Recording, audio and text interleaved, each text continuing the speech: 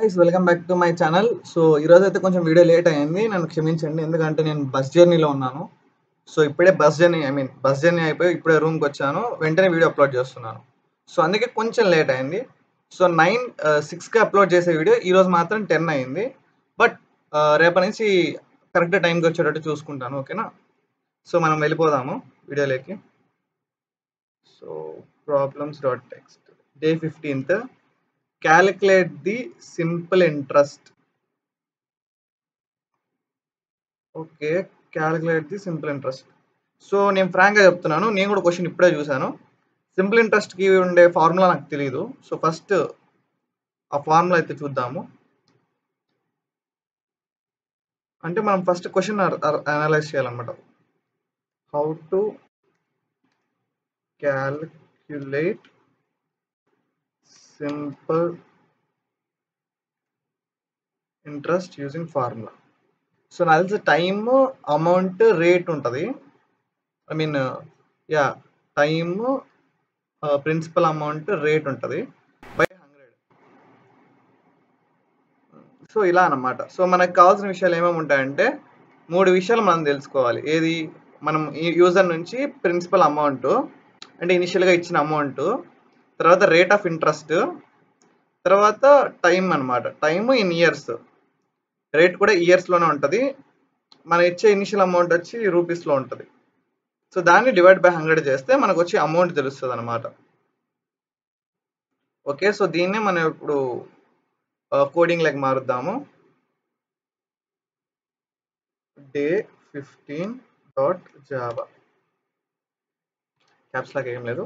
Okay, ఇవ్వట్లేదు, మనమే రాద్దాము. పబ్లిక్ క్లాస్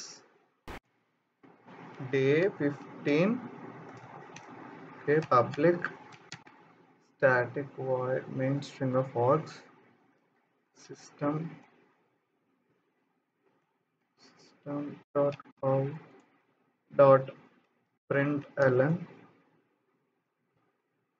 ఓకే, ఒకసారి చూద్దాం, ప్రింట్ చేసి రన్ చేసి చూద్దాం రన్ అవుతుంది లేదు.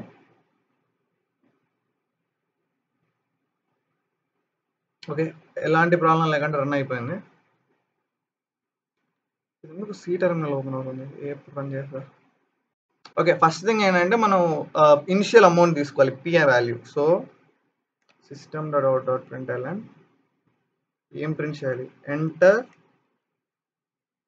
The initial or principal amount, అంటే మనం ఎంత ఇచ్చాము అమౌంట్ అనేది ఇందులో ఉంటుంది. సో మనం ఏమైనా వాల్యూస్ రీడ్ చేయాలంటే స్కానర్ క్లాస్ ఉండాలి కదా, స్కానర్ ఎస్సి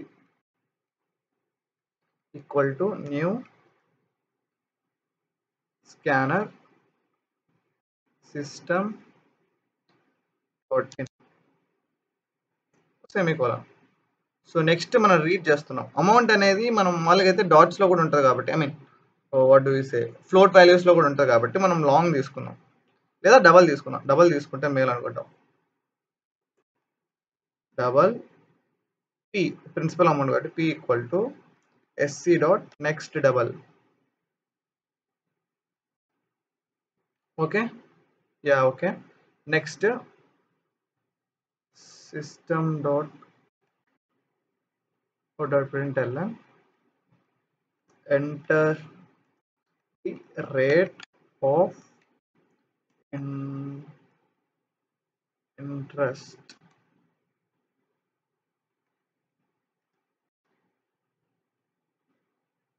ఇది చూడడానికి బాగుంటుంది అనమాట, ఈ డబల్ సెమీకోలన్ పెడితే.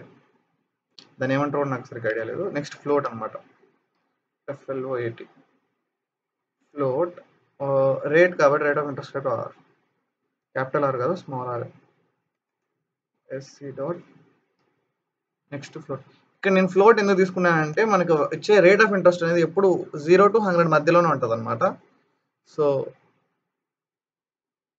కాబట్టి ఫ్లోట్ చాలు. ఆ డెసిమల్ వాల్యూస్లో ఉంటుంది, అంటే 0.5 అని ఉంటుంది, లేదంటే 0.8 అని ఉంటుంది. సో అలా అనమాట. సో టైం అనమాట, టైమ్ ఇన్ ఇయర్స్. ఇయర్స్ని కూడా మనం ఫ్లోట్లో తీసుకుంటారేమో కొన్నిసార్లు. So system dot out dot println enter the time in terms of year. Okay, ఎన్ని ఇయర్స్ అంటే 1 ఇయరా, హాఫ్ ఇయరా అలాగా. సో ఇందులో కూడా డెసిమల్స్ ఉండే ఛాన్స్ ఉంది కాబట్టి ఫ్లోట్ టైం కాబట్టి t equal to sc dot next float. Okay, ఇప్పుడు system dot out dot print L same మన ఫార్ములా ఏంటి, ptr by 100. So the simple interest is ఇప్పుడు మనం బ్రాకెట్లో p star t star r by 100. I think ఇది work అవుతుంది, సరిపోతుంది అనుకుంటా. సో మనం రన్ జావా. సో సపోజ్ మనం ఒక 1000 రూపీస్, 1000 రూపీస్ 1% ఇంట్రెస్ట్, అది 1 ఇయర్కి ఇస్తే 10 రూపీస్ వస్తుంది అనమాట. కరెక్టేనేమో అడుగుదాం అనమాట, మనం చెక్ చేసుకున్నాం చాట్ జీపీటీలోంచి. So 1000 rupees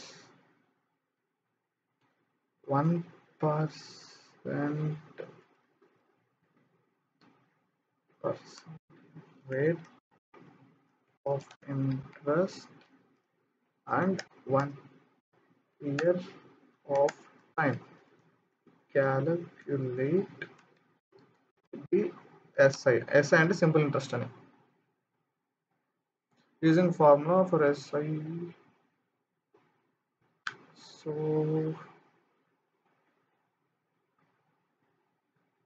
10 rupees.